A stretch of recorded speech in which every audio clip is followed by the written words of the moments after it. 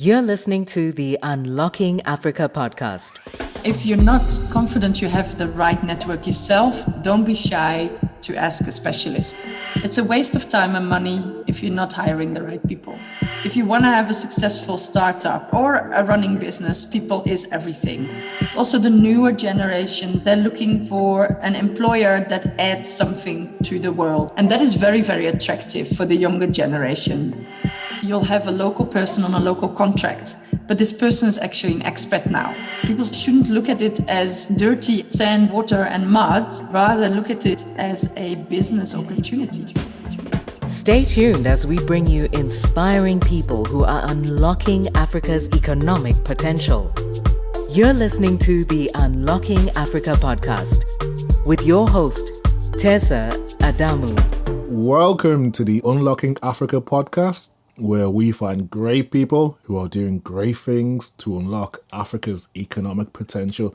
Today, we have a special guest, Inez Willeboordse, who is managing partner at JobNet Africa. Welcome to the podcast, Inez. How are you? Thanks for having me. I'm well, thanks. We're enjoying Cape Town summer. Oh, brilliant. How's the weather? It's been good. And funnily, every weekend's been very hot and then weekdays were a bit cooler and we're close to the beach. So it's all good. Oh, I'm jealous. There's no beaches around here. From where I'm sitting, there's no beach at all.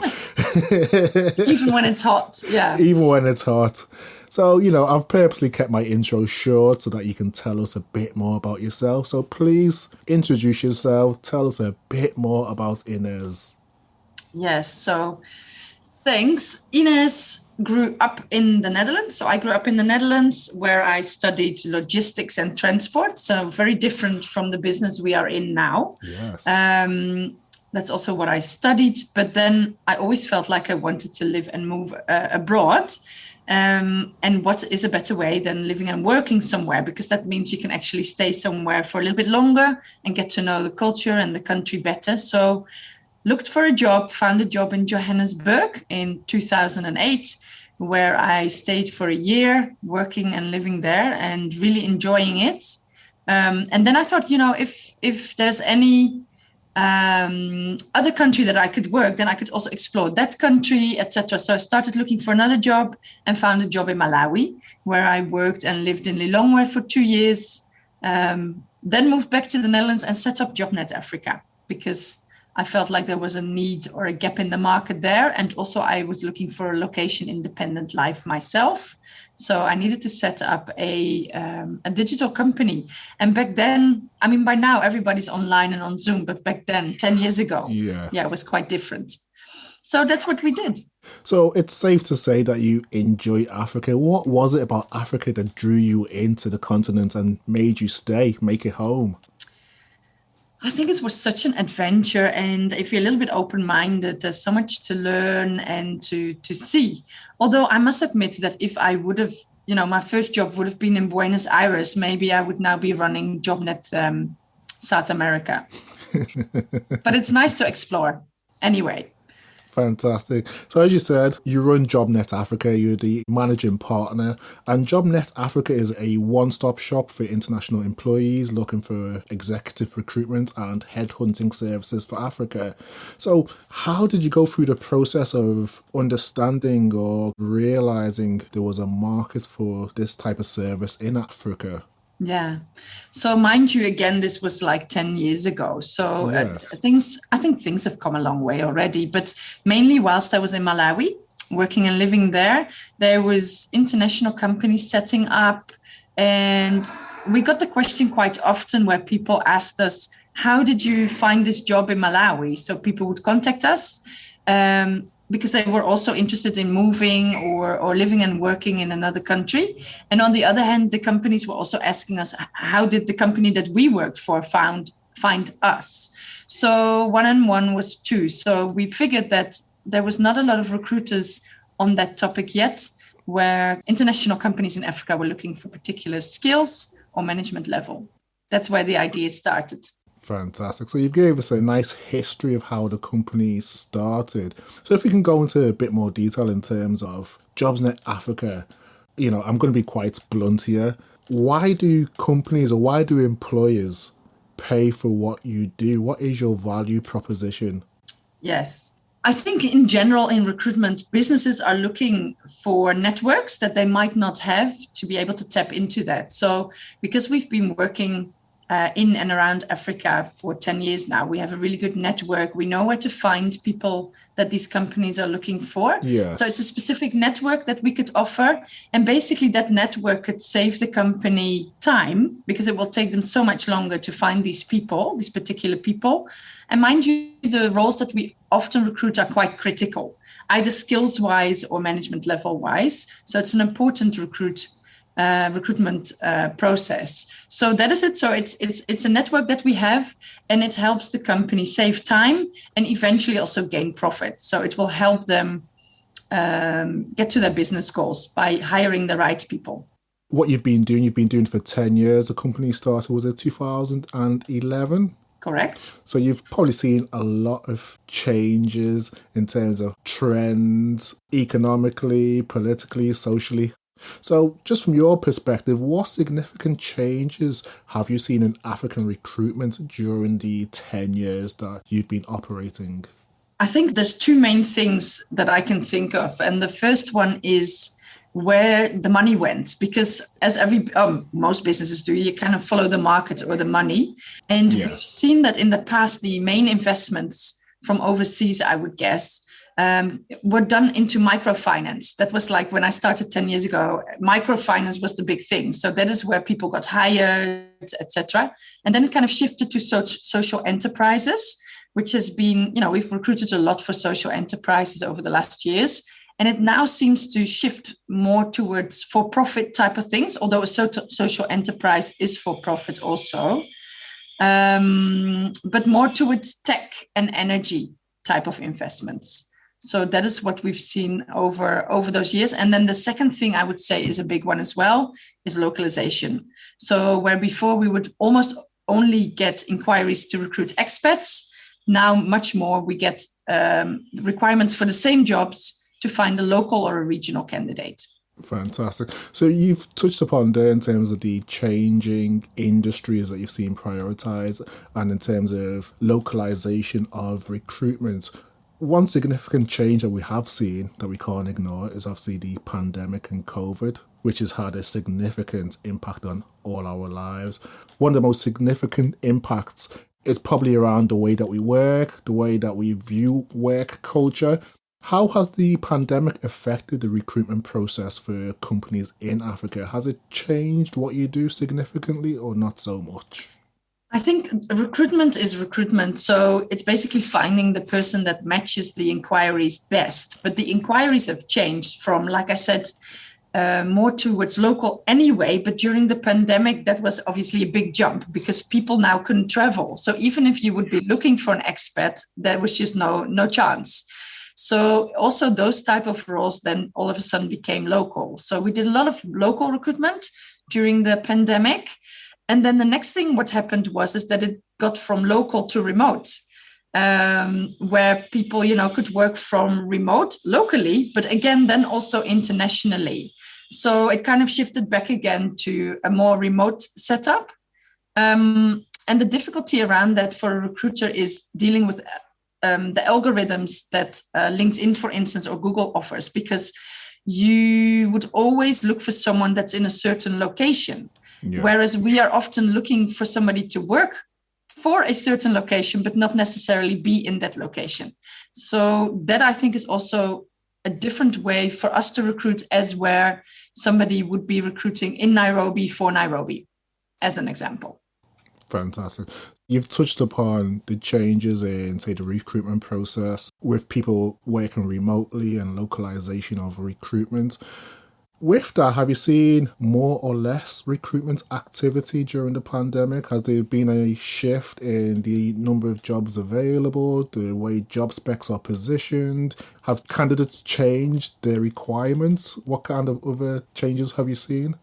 Yeah, I think to start with, everybody was in such a shock that all businesses just froze, right? So that would mean also there was no hires, and everybody also stuck with their jobs whilst they had them. So that was very quiet.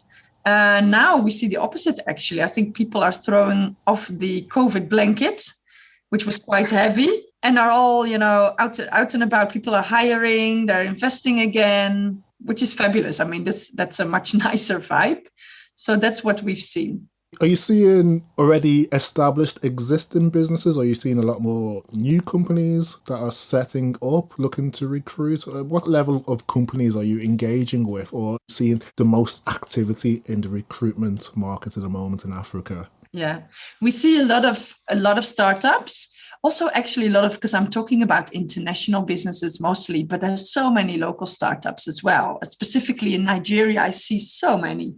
In tech, a lot of them, but all kinds. Oh, fantastic. Yes, no, it is fantastic. And they're all recruiting. The companies we deal with mostly would be mid-size or a little bit more mature. And, operations kept going, but investments stopped. So, replacements and keeping stuff going, that was still going on recruitment-wise, but new stuff kind of stopped for a while. Fantastic. So you mentioned there in terms of you're seeing a lot of startup activity. So from your perspective or from your point of view, when setting up a business in Africa, where would you rank recruitment in terms of importance and why? I guess a 10 out of 10, because it would be weird for me not to say that, obviously. But I mean, I think we all know people is everything. We've all worked with colleagues that didn't work out, or, management that wasn't up to the job. So if you want to have a successful startup or a running business, people is everything. So whether you do it yourself, the recruitment, or through recruiters, that's up to you, but do it right. Yeah. From your experience, have you seen companies fail solely due to a poor recruitment process? Yes. But I think we all run into that sometime. I mean, it's a people's thing. It's a people's business. So you're never 100% sure. But yes, and in that sense, I think with startups, and it's tough because, I was a startup for a long time as well. And it's budget for, what can you afford and what do you need? And there's, especially when you're in that growth phase, there's, you're always lacking cash, but you need the next step manager already. And that's always a painful point. Okay. When people are looking for recruitment, you mentioned in terms of budget limitations. Are people generally realistic in terms of the caliber of candidates that they can acquire within their budget? Well, no, but it's easy to say, because even when we hire for our own company, sometimes I recognize the things that we bump into with our clients as well. But everybody wants the sheep with 5 legs, right? Yeah, yes. We all do. Can you afford the sheep with 5 legs? And can you afford that sheep? Yeah, exactly. I mean, from my point of view, when I've helped international companies establish themselves in African markets in the past, one of the common challenges has been the difficulty in finding suitable local talent. It's not usually been the budget. Why do you think that is? And is it something that you've experienced yourself? Yeah, it's actually an interesting one, because I think you're looking often in a growth phase, you're looking for that quite adult professional, but that adult professional has an adult life and doesn't always want to take the risk to come from a bigger organization where they're quite safe and settled, to take that risk to go back into a startup where everything's quite risky still. And, your salary might be a little bit less, but you might have equity. So getting into that entrepreneurial spirit is a bit scary for the people that you're actually looking for. Yeah. I mean, what can recruiters or employers do to lure or attract those type of top talent that they're looking to help their companies succeed? It's actually an interesting question, because I recorded a video of that recently, but I think it's about your employer branding. And I think also the newer generations, they're looking for an employer that adds something to the world, or is sustainable, or has, something to, and that is very, very attractive for the younger generation. Yes, I think that's the branding of your company. or your employer branding, I should say. Yeah, so I think you find as well with the newer generation, they're not so much attracted by the money. It's usually the work culture and what value is added by the company. So yes, I totally agree. True. Keeping in line with what you do, historically, the type of jobs you offer, which is the top caliber, the top 5% of, I guess, talent, those jobs in Africa have historically probably gone to expats or non-Africans. Are we seeing a shift away from that with more local talent being recruited for the top 5% of jobs in Africa? Totally, yes. And regionally as well. And I think diaspora or repat is kind of the same type of candidate, but that is sought after a lot. So people that either have worked abroad or have studied abroad and want to come back to their own region or to their own country to help build these companies and, the economy eventually as well.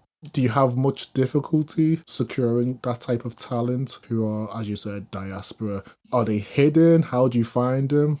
It depends on we were recently inquired to help in Sierra Leone, for instance, to find repats. And, every country has its own history, but there's just not a lot of people that have studied abroad compared to a Ghana. I think London is full of Ghanaians and Nigerians that study there. Paris is full of Ivorians.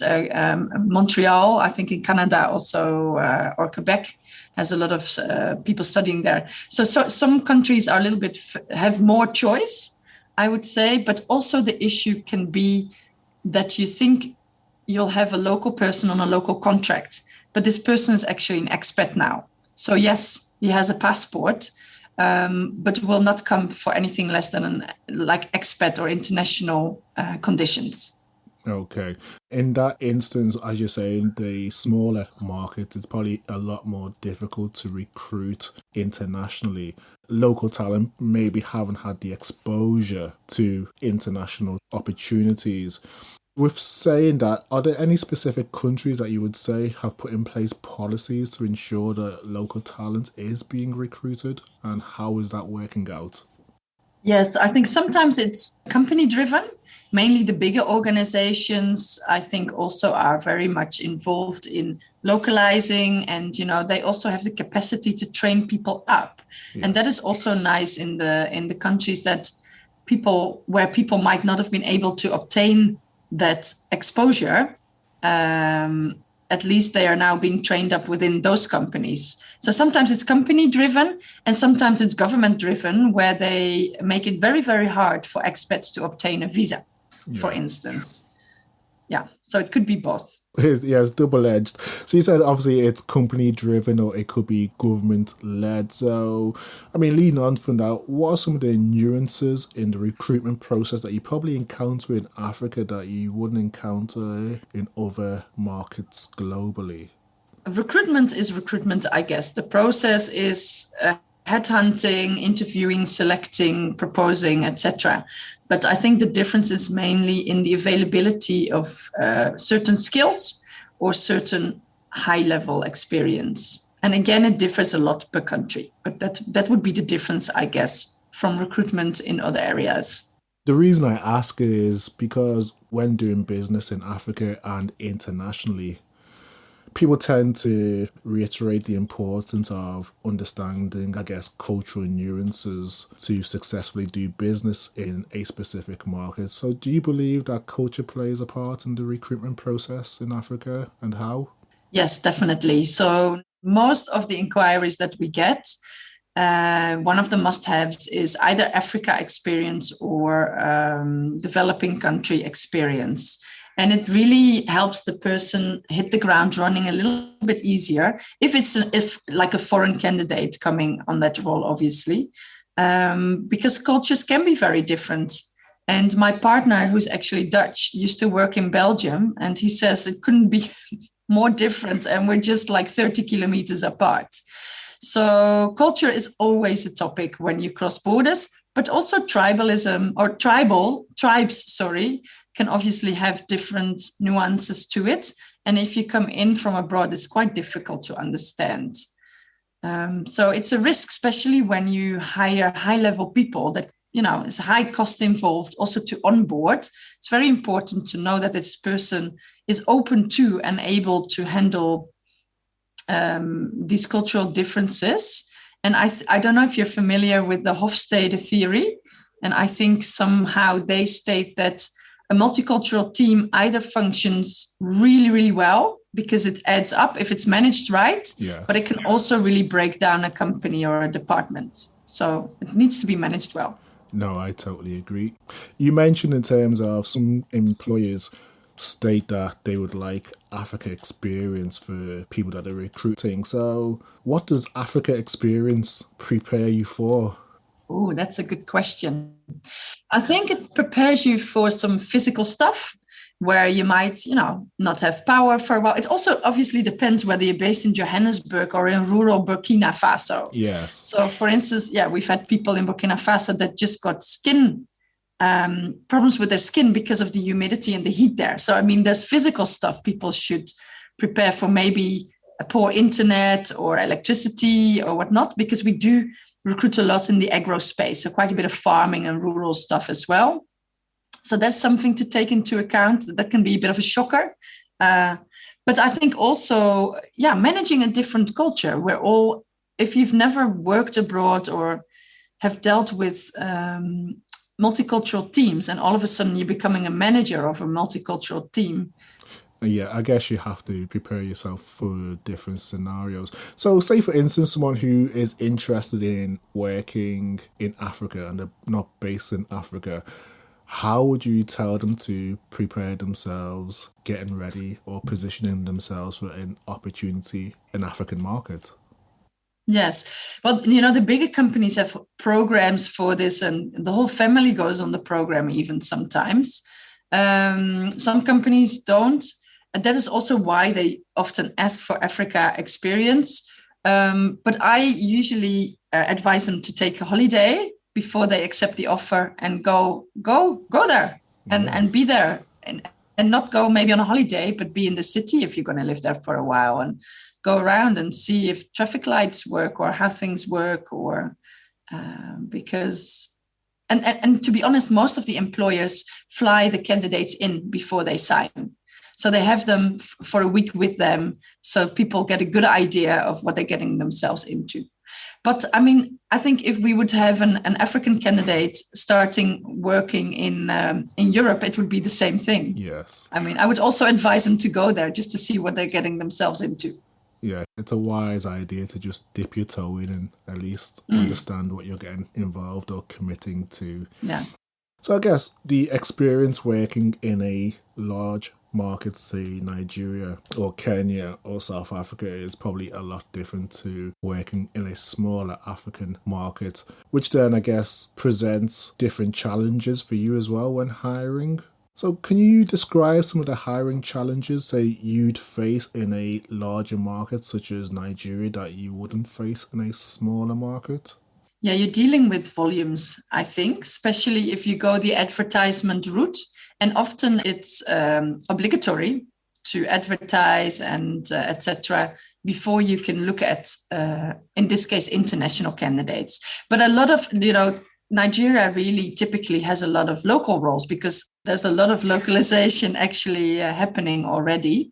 But volumes is a thing. And I think there's a lot of tech and software being developed for recruitment. Fantastic. Obviously, you've touched upon tech has done some wonders in Africa in terms of helping leapfrog and find solutions to a range of challenges in Africa. So if we can delve deeper into that, how have you seen tech being used to make the recruitment process a lot more, say, efficient, effective, and economical for yourself? Not so much for ourselves, because we are really more in a specific field. Or at that management level. So to be honest, I think there will always be a human aspect to that and the headhunting being done.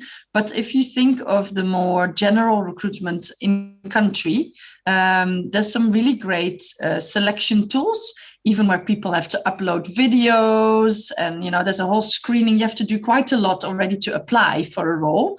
And then the system will screen automatically and only, push out the top X to the employer. So whereas before you might have 1,000 applications, on your advertisement online or in a newspaper. And now the system will give you the top 10, for instance. Oh, fantastic. So you've touched upon some of the tech trends that you're seeing in the recruitment space. So outside of tech on a global scale, what other types of, say, developments or trends are we seeing that you're excited about? That's a good question. I'm excited about, I guess, the remote working, because it gives a very different dynamic to the recruitment as well. Again, the algorithms, I'm sure they'll change anytime soon. We're very location bound. That's where, that's the pin in where the algorithm is built around. But that's going to be a little bit vague in the future. So touching upon remote working, one thing I've seen is young Africans embracing remote working and the gig economy. You've seen a lot of young Africans, especially in the tech space, who are working for companies internationally that aren't based within their locality or in their country or even on the continent. What do you think is causing this? Do you think it's an impact of COVID, or is it something that's being created by something else? It's scarcity of skills again, but it's reversed now. So there's a scarcity of skills in those Western countries. IT skills, programming skills. So they have to get that somewhere else, as well as I think the wages in Africa are generally still lower than in Western Europe or in other continents. Yeah. So do you think this is a trend that is going to continue or last, or is it something that's potentially short term? I hope so. I hope it's going to last, because I think it will lower boundaries also, because then it's a two-way thing. Then we all need each other, and that's always a good thing, I think. Yeah. So, I mean, we're seeing a lot of this activity specifically in the tech space. Outside of tech, where are you seeing genuine demand and recruitment opportunities for Africans or just on the continent? So what we see a lot is the agro supply chain. And I'm a little bit proud also about it, because it's what we do mostly. And it's just such a fabulous sector, but it's seen often as not so sexy. Obviously, it's often not in the city necessarily if you're in operations. Although a lot of it is also now done remotely. There's machines being developed and robots and God knows what. So, but it's actually such a cool space. And as we all know, the world population is just exploding. So food is just, you can't go wrong if you're in the food space, I think. There's going to be so much happening. And also Africa still has so much to give for Africans, as in food production, but also as an export product. Yeah. Because I think I read the statistics somewhere that said there's anywhere between 49% to 60% of employment in Africa is generated through agriculture. It's a significant contributor to most African countries' GDP. As you mentioned as well, especially amongst young people, agriculture is not seen as attractive. It's not seen as a sexy form of employment. So how do you go about trying to attract young top talent to enter into the agriculture space? It's a good question. I think it's also employer branding. And I think, like we said before, that a lot of the younger generation are actually much more involved with climate. And I mean, it's not just food production. There's a whole climate sustainability thing going around that. We do quite a lot in cocoa and coffee and cashew. Oh, fantastic. Yeah, and it's all, I mean, that's being exported, but there's so much value to add in country rather than it being exported to Asia, for instance. So I think people shouldn't look at it as dirty and sand and water and mud and smelly, rather look at it as a business opportunity. Obviously, agriculture is so vast and wide and has a extensive supply and value chain. So what kind of jobs are you seeing in African agriculture? Like I said, we do a lot of higher management. So it could be farm management or factory manager or country manager. But what we see a lot is operational jobs, like again, factory manager or farm manager or operations manager, but also the skills again, agronomists, For instance, people that know everything about maize or even garlic, because there's a lot of new crops being farmed, like vanilla or, like I said, garlic or herbs. So specific knowledge about crops. And it could also be monitoring and evaluation on sustainability topics. So it goes always. Yeah. Fantastic. So I guess keeping on that theme, what advice would you give to young Africans, specifically those who are interested in positioning themselves for that type of job, as we say, the top 5% type of management candidate roles? What advice would you give to them? So at that level, not everybody comes from an agro background. You could also come from different sectors and get to a certain level and then shift to an FMCG company or an agro type of company. So I would say when you choose your education, if you can, try to either go into, if you really like the agro space, study something that way. But I think if you get the opportunity to choose international business, you can't go wrong. Fantastic. So, and then work yourself up through whichever sector. So what transferable skills are probably essential to have for that kind of work or that level of employment? Again, if you're more on the operations side, there's a lot of people skills involved, whether you're running a large operation or whether you work with smallholder farmers, because that is actually one of the biggest things we see as well. So you're definitely dealing with people, cultures, families. So that is one side if you're more on the operational side.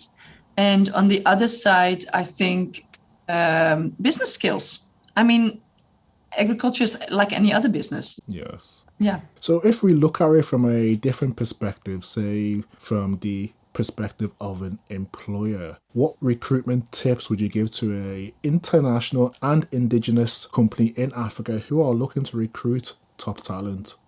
I would say try, if you're not confident you have the right network yourself, don't be shy to ask a specialist. And if you do select a recruiter or an executive recruiter, make sure they have that network in the field. And recruiters should also be specialized in something. I think a general recruiter might not understand your business well or your geographical area. So I would suggest to find those top 5%. It's usually not enough to just ask your friends from school, from 20 years ago, if they know someone. Looking forward in terms of the future in Africa, where do you see Africa in 5 years' time from a recruitment perspective? Yeah, back to localization. So more and more local recruitment, and also the technology around selecting and recruiting. And it's also tests like personality tests or technical tests. So that's also a thing being more and more integrated in that selection process a little bit earlier so it can be automated. With most things, I guess, globally and in Africa, we'll probably see more of a convergence of technology. As you've identified early on, I don't think we can get away from the one-to-one in-person process within recruitment. From a personal point of view, where do you see yourself and JobNet Africa in 5 years' time? We'll continue to grow. We're 6 people now, so we call ourselves a boutique executive search firm. And I'd rather remain boutique, but obviously what's in a name that could maybe also be 20 people. Yes. But definitely quality over quantity. Yes, yeah, we don't have the aim to become the biggest. Are you planning to maybe explore any other African markets, or are you going to be staying in South Africa? We will be exploring, I guess, new African markets, because my personal goal is to move place every 5 years. So we used to live in Johannesburg. We've lived in Malawi, in Lilongwe, and we're now in Cape Town. So within 5 years, we'll be moving to another place. So I'd be curious to see which one that's going to be. Am I allowed to ask which places you have on your list? We have Kigali. Oh, fantastic. Is one. Yeah, Kigali is one. Kampala is also nice. And unfortunately, weirdly, I don't speak French. So I'd love to move to Dakar. I've heard really good stories about Senegal, but I'd have to pick up my language course. Fantastic. So I'm excited to see where you end up in 5 years' time. I'll be keeping a close eye. I'm sure we'll be keeping in touch quite regular. So yeah, it'll be good to see how the company grows and progresses over the next 5 years. Quote of the week. So, as people, as business people, we often have quotes, mantras, proverbs that keep us going when times are good or when times are challenging. Do you have one that you can share with us today? Yes, definitely. I actually have two, if I may. Fantastic. Because I was doubting which one. But I always say life starts at the end of your comfort zone, which I really think goes personally as well as professionally. It's nice sometimes to stick in the comfort zone, but you really should look for those boundaries because or else you're not moving. So that's one. And the second one is, if you get a little bit insecure in business, there's an abundance of business out there and it will come to you. Yes, you need to have an abundance mindset. Fantastic. Thanks for sharing them, Inez. So as we're coming to the end of our conversation, do you have any closing remarks or final calls to action for people who are interested in exploring job opportunities in Africa, or for recruiters who are looking to recruit within different African markets? Totally. Yeah, no, I'm not a lot of closing remarks, but I think if you talk about a call to action is that, there's so many disappointments when you're looking for a job, if we talk about that side. But you got to keep pushing. And I guess the same goes for jobs. There's an abundance of jobs out there and it will come to you, but you have to keep going and keep pushing. And yeah, you'll have to dodge some disappointments along the way. And that goes for businesses, I think, as well. And when it comes to recruiters or employers recruiting people in Africa, I would say, well, fantastic, you're doing business in Africa to start with, because that is really exciting. Whether you do it yourself or whether you go with an external recruiter, but do it well. It's a waste of time and money if you're not hiring the right people. I totally agree with that. So I guess that's a fantastic way to close today's conversation. It's been a pleasure and honor to have you on the podcast, Inez. Likewise. Thank you for your insights and your valuable knowledge and experience that you've built over the years and sharing it with us today. Thanks so much. Thanks for having me, Teresa. It was really a pleasure.